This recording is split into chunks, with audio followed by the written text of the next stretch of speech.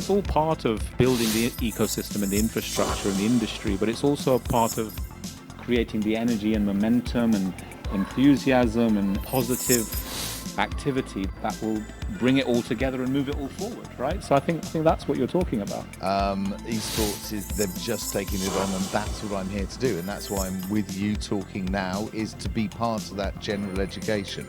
So yes, we can put people within event management, within all sorts of industries that we've talked about earlier, but it's actually my job to a certain extent is to educate the public and educate those in business and educate education leaders into how this can be used, and the wide range of benefits that are applied in industry.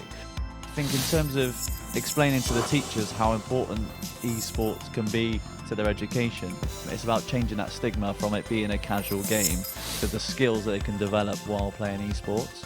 So I used the analogy earlier of, let's say for example you are playing Rocket League and you're losing a game, for example. It's the resilience to kind of how are we as a group going to come back from this? How are we going to change our tactics even to that stage? Leadership skills and communication. They're never going to have that opportunity if they aren't given it. So it's about giving them the experience to come and play. And that's why I'm hoping that we can get to the teachers and into the curriculum side of it and suggest that this is a key tool to use to gain these skills.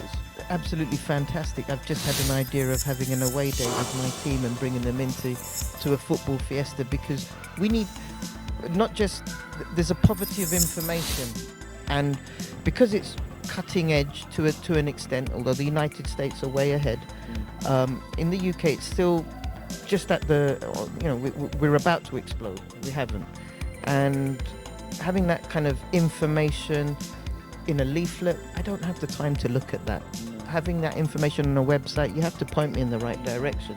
Actually physically coming in to see what it is, to know, to live, to breathe it, is fundamental to our understanding. Otherwise I would not know that the career exists. I would not be able to articulate that on a careers evening. I wouldn't be able to talk to a parent about that. I would not be able to talk to a student about that this is a potential pathway. And to shake off those shackles, we need that kind of a dynamic. And I'd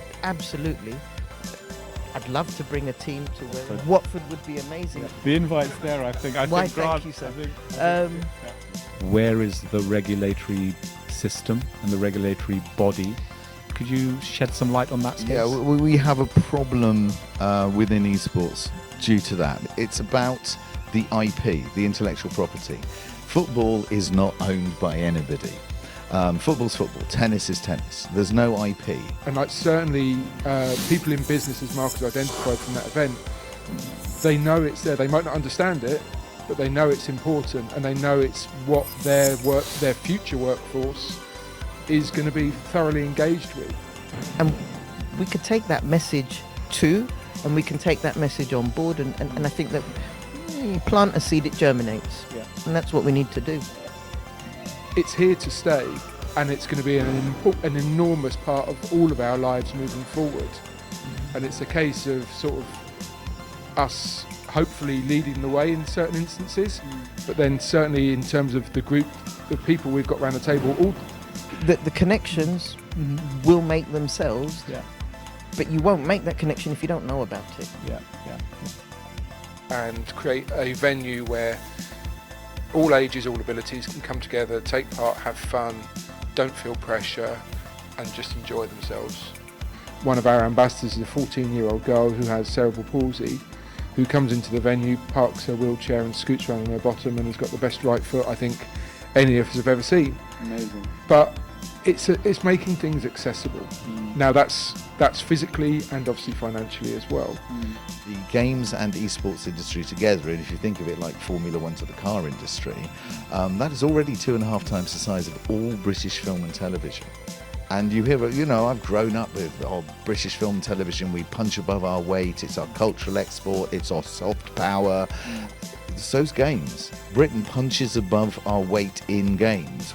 We're all thinking the same thing, and we're all working in the same direction. And there's a benefit to all of us, undoubtedly, but also to the community moving forward, and certainly the young people, who are the key.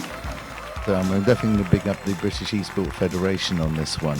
We really haven't managed to do justice to this whole topic in this session, and that's why it's great that this is the start of many more to come. Thank you, Grant, Mark, Zia, Jason. It's been incredible.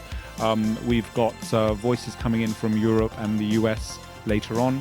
We look forward to some great discussion and development in this space further down the road. Thanks very much. And that's a wrap.